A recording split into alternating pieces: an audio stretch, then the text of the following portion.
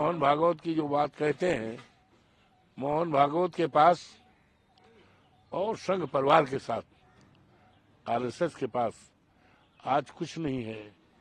इस देश के करोड़ों करोड़ों नौजवान आज जो बेरोजगार हैं, पढ़ लिख करके बेकार हैं, बड़ी बड़ी डिग्रियों को फाड़ रहे हैं, आत्महत्याएं कर रहे हैं, आज हमारी दौलत। किसी देश की दौलत सोना चांदी हीरा जवाहरात नहीं हुआ करता है। देश की दौलत वहाँ के इंसान, वहाँ के नौजवान, वहाँ के देशवासी हैं। आज हमें उसके लिए चिंता करना है।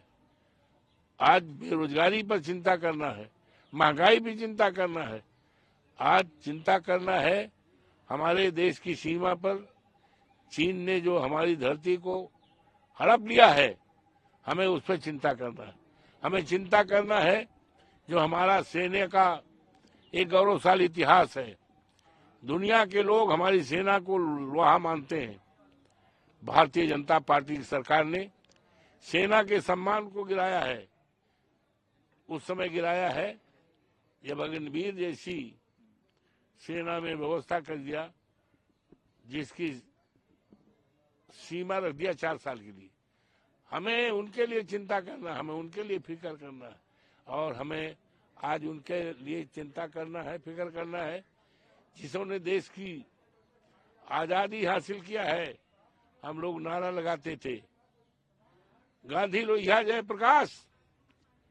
आज क्या हो रहा देश में?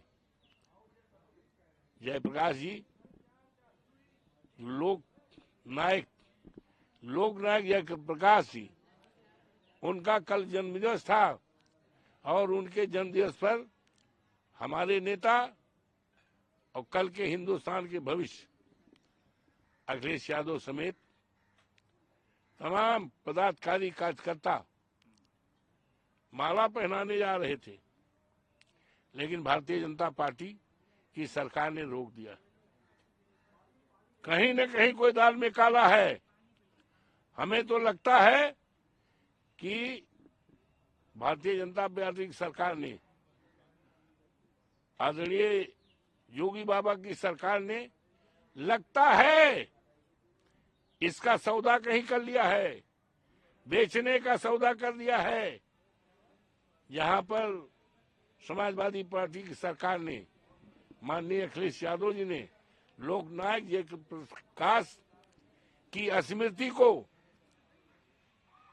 उनकी विचारधारा को इस देश में हमेशा हमेशा जागृत रहने के लिए एक बहुत बड़ा लखनऊ में उनके नाम पर सम्मान किया था, बनाया था। आज अफसोस के साथ कहना पड़ रहा है कि समाजवादी पार्टी के नेता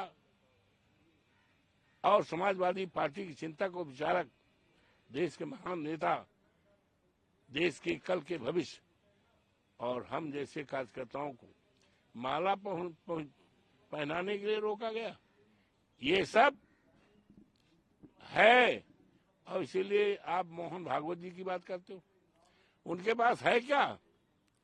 हिंदू मुस्लिम के अलावा और पाकिस्तान के अलावा, बांग्लादेश के अलावा उनके पास है क्या? इसलिए इस तरह बेबुनियादी बात कर रहे हैं। बेबुनियादी। क्या हिंदू वही हैं जो भारतीय जनता पार्टी में और आरएसएस में हैं? क्या हिंदू वही होंगे? क्या अवधेश प्रसाद हिंदू नहीं है? क्या माननीय अखिलेश यादव जी हिंदू नहीं है? क्या आदरणीय डिम्पल यादव जी हिंदू नहीं है? आरएसएस की परिभाषा में केवल हिंदू वही है जो आरएसएस में है, भारतीय जनता पार्टी में है। हिंदू पर खतरा नहीं है। खतरा अगर समझ रहे हैं तो भारतीय जनता पार्टी आरएसएस पे खतरा मंडरा रहा है, क्योंकि इस देश में परिवर्तन की बहार चल पड़ी। प्रणाम।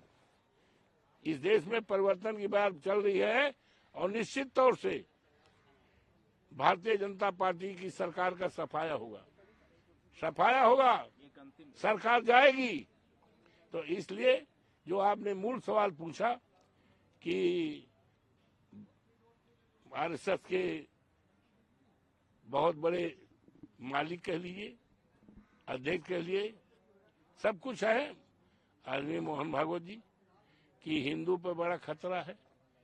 हिंदू पर खतरा नहीं है, खतरा महसूस कर रहे हैं भारतीय जनता पार्टी पर, उसकी सरकार पर।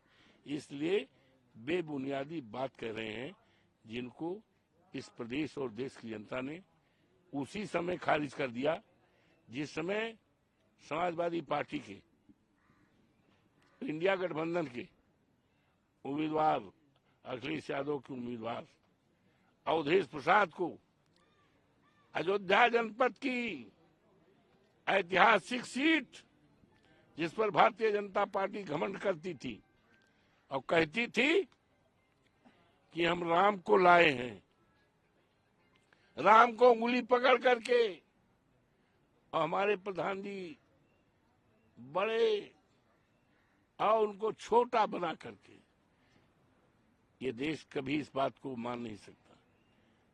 नोबडी कैन बिलीव कि हम राम को लाए हैं। राम को लाने वाला कोई व्यक्ति नहीं हो सकता है, राम को लाने वाला भारतीय जनता पार्टी की सरकार नहीं हो सकती है, इस देश का प्रधानमंत्री आदरणीय मोदी जी नहीं हो सकते। राम तो सदियों सदियों से आए हुए हैं, राम किसी एक व्यक्ति के लिए नहीं आए हैं। राम तो इस धरती पर राम राज्य की जो परिकल्पना है कि दैविक दैविक भौतिक तापा राम राज काहू न व्यापा, उस राम राज की कल्पना जिसके बारे में रामचरित मानस कब लिखा गया है, कब लिखा गया है। और हमारे प्रधानमंत्री जी लायक कहते हैं कि 22 जनवरी को हम राम को लाए हैं, 22 जनवरी 24 को राम को लाए हैं। क्या कोई इस बात को विश्वास कर सकता है कि राम लाए गए हैं? तो उनके सामने तो दिखाई पड़ रहा था 24 का चुनाव, उनके सामने दिखाई पड़ रहा था अयोध्या जनपद की फैजाबाद 54 फैजाबाद विधान लोकसभा की सीट दिखाई पड़ रही थी। इसीलिए उन्होंने 4 बार कार्यक्रम लगाया। उनके पार्टी के देश के जितने मुख्यमंत्री थे, जितने गवर्नर साहिबान थे, इवन इस देश की हमारी महामहिम आदरणीय राष्ट्रपति जी भी गई थी। हम नहीं कहते चुनाव प्रचार में गई थी, लेकिन उनके जाने का अप्रोप्रिएट टाइम उस समय था जब प्रधानमंत्री जी ने 22 जनवरी को प्राण प्रतिष्ठा किया था। उस समय जाने का उनका अप्रोप्रिएट और सही समय था। लेकिन वो जा कब रही हैं? भारतीय जनता पार्टी वाले कब ले जा रहे हैं? जब चुनाव को 10 दिन रह गया था। इस देश के पूर्व राष्ट्रपति जी गए थे, इस देश के धन्ना सेठ अडानी साहब गए थे और देश के तमाम लोग गए थे। लेकिन अयोध्या जनपद की देवतुल्य जनता ने, 54 फैजाबाद के लोकसभा के देवतुल्य जनता ने, मतदाताओं ने इस तरह का संकेत दिया और संदेश केवल अयोध्या फैजाबाद उत्तर प्रदेश में नहीं, सारे देश दुनिया में संदेश दिया। इस देश में धर्म के आधार पर अब राजनीति नहीं चलेगी, जातिवाद की राजनीति नहीं चलेगी, अब राजनीति चलेगी बाबा साहब भीमराव अंबेडकर के संविधान को बचाने वाली जातीय जनगणना की राजनीति चलेगी। राजनीति चलेगी इस देश के नौजवानों को सरकारी नौकरी देने की राजनीति चलेगी। राजनीति चलेगी सेना में जो हमारी 4 साल की सीमा रखी खत्म करके उनको पहले जैसी नौकरी की व्यवस्था चलेगी। भाईचारा आपसदारी की राजनीति चलेगी। अब देश बांटने की, समाज बांटने की, इस तरह की राजनीति को जनता ने नकार दिया है। पूरे देश और दुनिया में संदेश गया है।